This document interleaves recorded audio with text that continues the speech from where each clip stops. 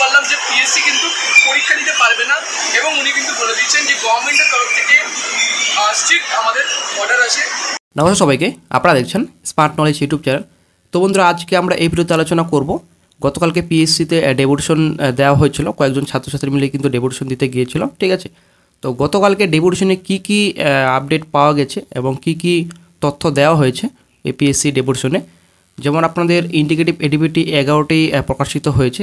তো 11টি ইন্ডিকেটিভ নোটিফিকেশনের ফুল নোটিফিকেশন কবে আসবে এবং ফুল নোটিফিকেশনে যে ওবিসি সংক্রান্ত মামলার প্রভাব কতটা পড়বে, এবং আপনাদের এখানে রয়েছে পিএসসি ক্লার্কশিপ মিসেলাস, এখানে আপনাদের মেন এক্সামিনেশন হবে কি না। তো গুরুত্বপূর্ণ আপডেট পাওয়া গেছে এবং পিএসসির প্রাক্তন স্যার উনি কী বলেছেন সমস্ত তথ্য আপনারা এই ভিডিওতে পাবেন। অবশ্যই আপনার ভিডিওটি বন্ধুরা সম্পূর্ণ দেখুন, শেষ পর্যন্ত দেখুন। চ্যানেল নতুন দর্শক অবশ্যই চ্যানেলটিকে সাবস্ক্রাইব করে দেবেন, সঙ্গে অনুসরণ করে রাখবেন প্রতিনিয়ত যে কোনো সরকারি বেসরকারি সবার আগে চাকরির খড়খড় আপডেট পাওয়ার জন্য। আপনারা অনেক দেখতে পাচ্ছেন ইন্ডিকেটিভ এডিবিটি কিন্তু আইডিও প্রকাশিত হয়েছে, তারপর মিউনিসিপ্যাল ইঞ্জিনিয়ারিং ডিরেক্টরেট, দেন এখানে আপনাদের ফুড প্রসেসিং ডেভেলপমেন্ট অফিসার রয়েছে, তারপর এমভিআই রয়েছে আপনাদের। তো এরকম প্রায় মোটামুটি 11টি টোটাল ইন্ডিকেটিভ এডিবিটি প্রকাশিত হয়েছে, ঠিক আছে। এই 11টি ইন্ডিকেটিভ নোটিফিকেশনের তো অবশ্যই ফুল নোটিফিকেশন লাগবে, ফুল নোটিফিকেশন না হলে কিন্তু আপনারা আবেদন করতে পারবেন না।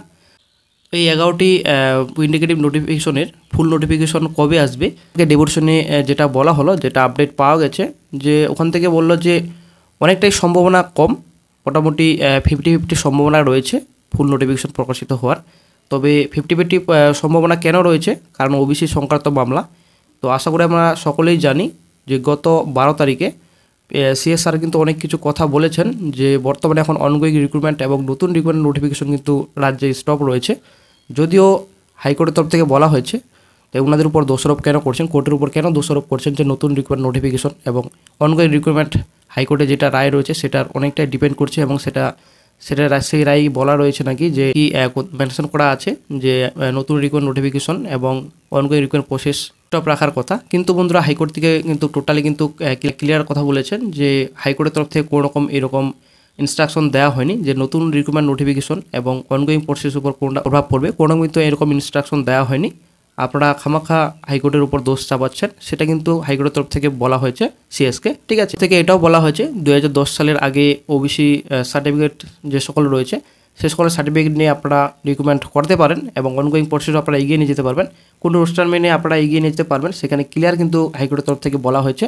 তো পিএসসিতে কিন্তু গতকালকে পিএসসিতে কিন্তু এই কথাটা বলা হয়েছে। তবে পিএসসির তরফ থেকে যেটা বলা হলো, সুপ্রিম কোর্টের কী রায় হবে সেটার উপর কিন্তু অনেকটা ডিপেন্ড করছে। তো তার জন্য হয়তো কিছুটা পরিবর্তন হতে পারে, তবে এখন কোনো কিছু বলা যাবে না। ভবিষ্যতে যখনই কোনো রকম ইনস্ট্রাকশন আসবে সেই ইনস্ট্রাকশন হিসেবে আমরা কাজ করব, সেটা কিন্তু কমিশন তরফ থেকে বলা হয়েছে গতকালকে। তবে এখন পর্যন্ত যেটা বোঝা যাচ্ছে কমিশনের তরফ থেকে, বর্তমানে বন্ধুরা যেটা বোঝা যাচ্ছে যে হয়তো বর্তমানে এখন রাজ্য সরকারের পক্ষ থেকে কোনো রকমের স্ট্রিক্টলি কোনো ইনস্ট্রাকশন আসছে মনে হয়, না হলে কিন্তু এরকম কমিশন করতো না। রেজাল্ট এবং মেন এক্সামিনেশন, তারপরে দিকে আপনাদের ইন্ডিকেটিভ এডিবিটি ফুল নোটিফিকেশন প্রকাশিত হওয়ার অনেকটা সম্ভাবনা ছিল, কিন্তু বন্ধুরা হয়তো রাজ্য সরকারের পক্ষ থেকে কোনো একটা অর্ডার কিংবা ইনস্ট্রাকশন কোনো রকম হয়তো এসেছে, তার জন্যই হয়তো পিএসসি এখন পিছিয়ে যাচ্ছে।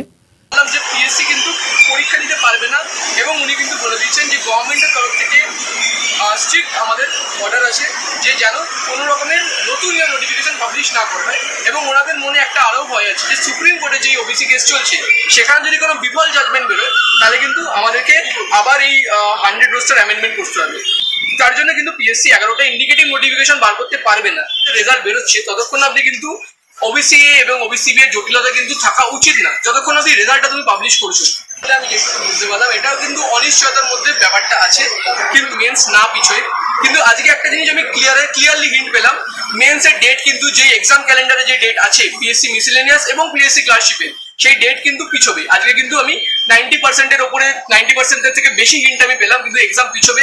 কিন্তু এখন অব্দি এক্সাম কি পুরোপুরি বন্ধ হয়ে যাবে কি যাবে না সেটা নিয়ে কিন্তু কোনো ডিসিশন কিন্তু আমি জানতে। আপনারা অবশ্যই দেখতে পাচ্ছেন মিসেলাস সার্ভিস রিক্রুটমেন্ট ফাইনাল এক্সামিনেশন 23 11/23 18/5-25 তারিখে এক্সামিনেশন হওয়ার কথা। তারপর আপনাদের এখানে রয়েছে ক্লার্কশিপ এক্সামিনেশন পার্ট 2, তো 13/23, তো 15/6-25 তারিখ কিন্তু হওয়ার কথা এক্সামিনেশন। এই ডেটে পরীক্ষা হবে কিনা সেটা কিন্তু এখন বর্তমানে অনিশ্চয়তার মাঝে থাকলো, কারণ ব্যাপারটা হচ্ছে তো কোর্টে কিন্তু পজিটিভ রিপ্লাই কিন্তু আসেনি যে পরীক্ষা এই ডেটেই হতে পারে, তবে ডেট চেঞ্জ হতে পারে, পিছিয়ে যেতে পারে, সেটা কিন্তু বর্তমান আপডেট উঠে আসছে। তবে বন্ধুরা একটা গুরুত্বপূর্ণ আপডেট, একটা গুড নিউজ, পিএসসি প্রাক্তন স্যার কিন্তু উনি বলছেন, কমেন্টে রিপ্লাই দিয়েছেন যে ওবিসি প্রভাব কিন্তু অনগোয়িং রিক্রুটমেন্টের উপর কোনো রকম প্রভাব পড়বে না এবং পিএসসি কিন্তু থেমে থাকবে না, পিএসসি রিক্রুটমেন্ট এক্সামিনেশন নেবে, সেটা কিন্তু পিএসসি প্রাক্তন স্যার কিন্তু বললেন।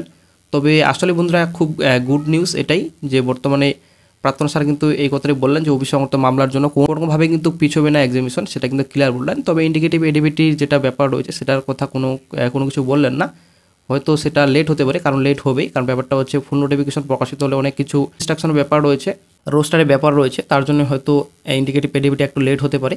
তবে পিএসসি ফায়ার অপারেটর গুরুত্বপূর্ণ আপডেট পাওয়া গেছে। তো পিএসসি ফায়ার অপারেটরে যেটা মার্চ এপ্রিল মাস সম্ভবত 24-এ, তো 160-160-এর মতো রেকমেন্ডেড করা হয়েছে, লিস্ট প্রকাশিত হয়েছিল। তবে হয়তো আর কোনো রকম কিন্তু আপডেট নেই, কোনো রকম আর কিন্তু লিস্ট কিন্তু প্রকাশিত হবে না। 2018 টোটালি কিন্তু কমপ্লিট। এখন বর্তমানে এখন নেক্সট রিক্রুটমেন্ট আশা করা যায় খুব শিগগিরই আসবে ইন্ডিকেটিভ এডিবিলিটি। তবে অবিশ্বাস সংক্রান্ত মামলা মিটলেই কিন্তু বিজ্ঞপ্তি প্রকাশিত হবে ফায়ার অপারেটর পোস্টে। মোটামুটি 1000খানা শূন্যপদের সংখ্যা রয়েছে, হয়তো 1000+ রয়েছে কিংবা 1000-এর নিচে রয়েছে, তো 1000-এর কাছাকাছি ভ্যাকান্সি কিন্তু থাকছে পিএসসি ফায়ার অপারেটরে। অবিশ্বাস সংক্রান্ত মামলা মিটলেই আশা করা যায় খুব শীঘ্রই ইন্ডিকেট নোটিফিকেশন সহ কিন্তু খুব শীঘ্রই প্রকাশিত করা হবে। এটা গুরুত্বপূর্ণ আপডেট বর্তমানে উঠে আসছে। তো বন্ধুরা ফুড এসআই বর্তমানে আপডেট আশা করি আপনারা সকলে জানেন, যদিও গতকালকে ফুড এসআই সংক্রান্ত মামলার বিষয়ে কিন্তু কোনো রকম তথ্য দেওয়া হয়নি এবং এই বিষয়ে কিন্তু কোনো রকম কথাবার্তা হয়নি যে পিএসসি ফুড এসআই বর্তমান আপডেট কী রয়েছে। তো বন্ধুরা আশা করি আপনারা সকলে জানেন PSC food SI case update. তো বর্তমানে এখন এফআইআর কপি কালেক্ট করা হচ্ছে বিভিন্ন জেলা থেকে, কয়েকটি জেলা এখনও বাকি রয়েছে। তো সম্পূর্ণভাবে কমপ্লিট হলেই প্রত্যেকটি জেলা থেকে এফআইআর কপি কালেক্ট হলেই তো উকিলবাবুর সঙ্গে কথাবার্তা হবে, উকিলবাবুর সঙ্গে কথাবার্তা হওয়ার পরেই কিন্তু কোর্টে কেসটি মেনশন করা হবে। সেটাই কিন্তু গুরুত্বপূর্ণ আপডেট, আগে থেকেও শেয়ার করে আসছি, এখনও কিন্তু আপনাদের সঙ্গে এই আপডেটটি শেয়ার করছি। তো যখনই গুরুত্বপূর্ণ আবার আপডেট পাওয়া যাবে সঙ্গে সঙ্গে চ্যানেল আপডেট দিয়ে দেওয়া হবে। এই কয়েকটি গুরুত্বপূর্ণ আপডেট আপনার সঙ্গে শেয়ার করার ছিল। তো ভিডিওটি যদি ভালো লাগে অবশ্যই বন্ধুরা লাইক শেয়ার কমেন্ট অবশ্যই করবেন। বন্ধুরা আপনারা অনেকেই লাইক করছেন না, অনেকেই আপনারা শেয়ার করছেন না, অনেকেই আপনারা কমেন্ট করছেন না, অবশ্যই ভালো মন্দ আপনারা কমেন্ট অবশ্যই করবেন। যখনই গুরুত্বপূর্ণ আপডেট পাওয়া যাবে সঙ্গে সঙ্গে চ্যানেল আপডেট দিয়ে দেওয়া হবে। তো বন্ধুরা আজকে এই পর্যন্তই, ভালো থাকবেন। তরফ থেকে বারংবার বলা হয়েছে যে মানে তারা অন্তত বলছে যে ফুড এসআইতে তারা দুর্নীতি হয়েছে, এটা কিন্তু তারা মানছেন। তো সেই কারণে যারা যারা বলছিলেন যে কেস তোলার কথা তাদেরকেও কিন্তু এই কথাটা জানানো দরকার আছে যে তারা কিন্তু বারবার বলছে একটা সেন্টারে 50টা এফআইআর হয়েছে, 60খানা এফআইআর নদিয়ার বগুলাতে। তাহলে ভাবতে পারছেন যে প্রতিটা জেলাতে কি হতে পারে। তাহলে পরিষ্কার কথা এটা ফুড এসআইতে দুর্নীতি হয়েছে, এটা কিন্তু বারংবার মেনে নিচ্ছে। আমরা তখন বলছি যে তাহলে আপনারা ক্যান্সেল করুন, বলুন আদালতে গিয়ে। তখন তারা বলছেন যে আমাদের হাতে সেটা নেই। তো আমাদের হাতে যেহেতু সেটা নেই সে কারণে আমরা পারবো না। তো